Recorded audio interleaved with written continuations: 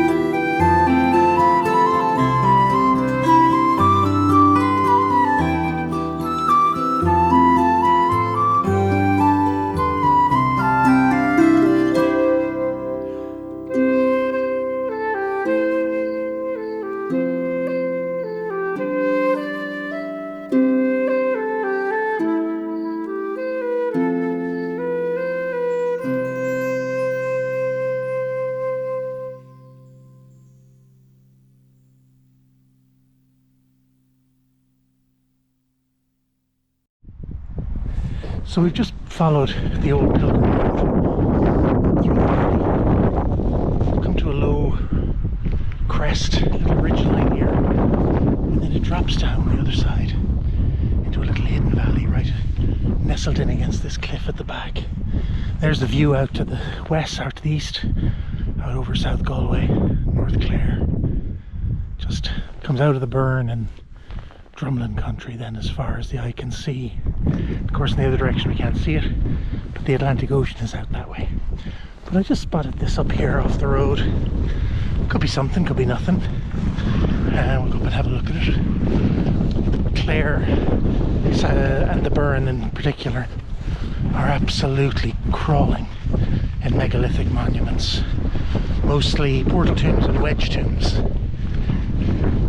So when you see a pile of rocks unexpectedly piled up, there's a very good chance it's something. Sure enough, this is definitely something.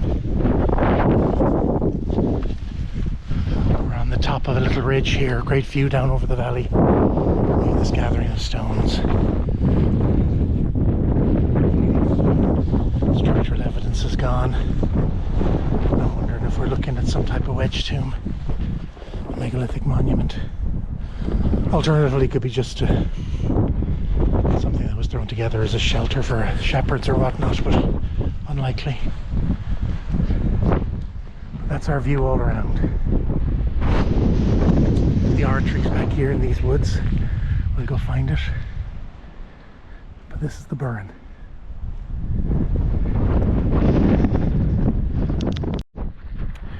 So, I mentioned the association between this monastic site and pre-Christian beliefs. Now it has to be said, there's no clear or documented pre-Christian activity here, as there are at others where there's accounts of druids being run off by Patrick and things like that.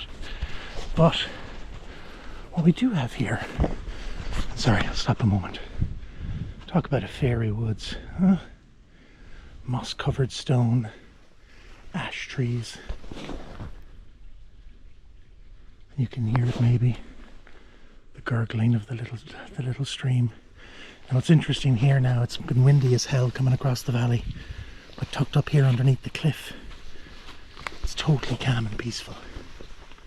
But here's the site. That's the oratory of Coleman. We know, or it's documented, that he built a little church here for himself, probably out of wood. This structure probably dates later, maybe part of the medieval pilgrimage route, so 10th or 11th century.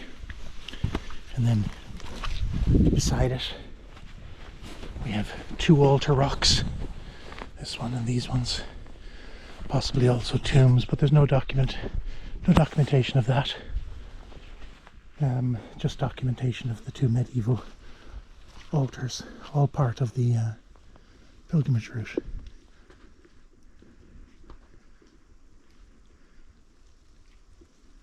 All you can hear is the water dripping from the leaves. It's a squally day, total peace and calm up here.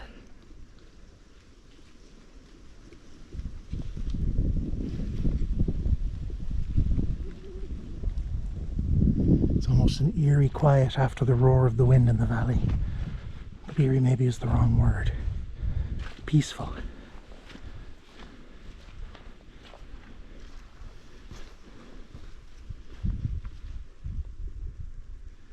Now as I move over the site, the sound of a stream grows louder.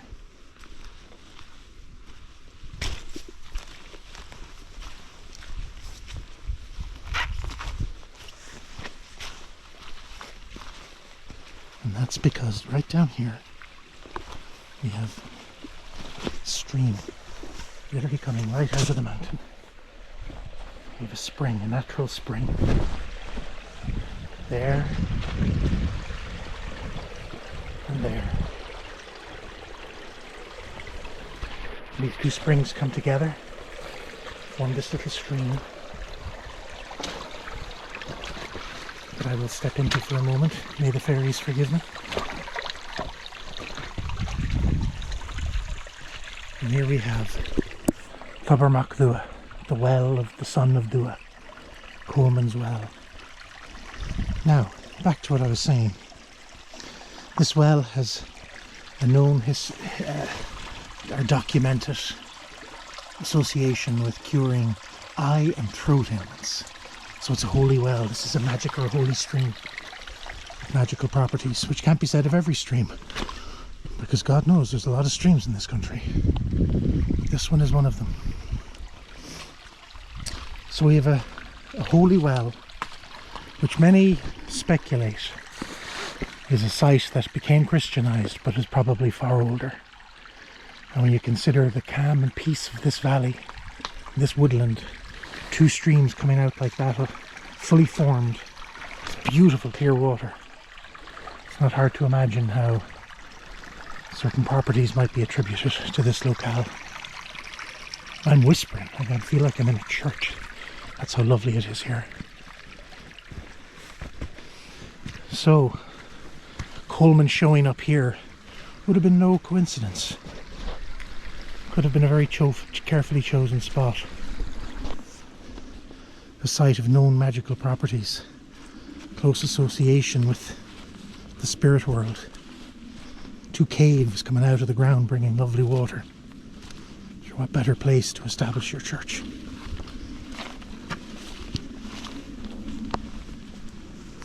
And interestingly, Coleman's feast is the 2nd of February, which is the start of spring in the Irish calendar. And the 1st of February, of course, is St. Bridget's Day, and Bealtaine, the start of the Celtic spring or the Irish spring. So now we have a pilgrimage route to a holy well at Bealtaine. See what I mean? All kind of adds up to a pre-Christian connection at this magical spot.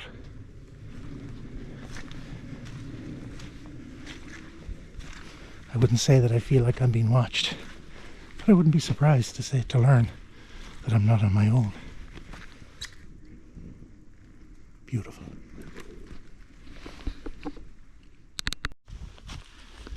And now on top of everything else, set back in here in the cave, there's a cave set into the face of the cliff behind the oratory. It's known as Labba Coleman, or Coleman's bed, and it's where he is supposed to have stayed during his 7 years as a hermit here. But again,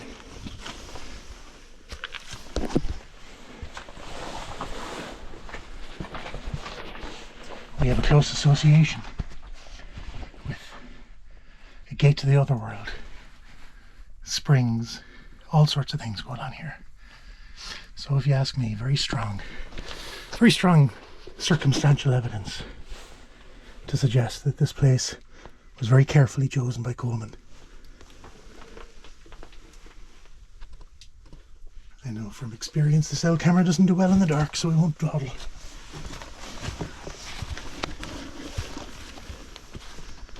But you could sleep in there if you needed to. Comfortable little cave in its way.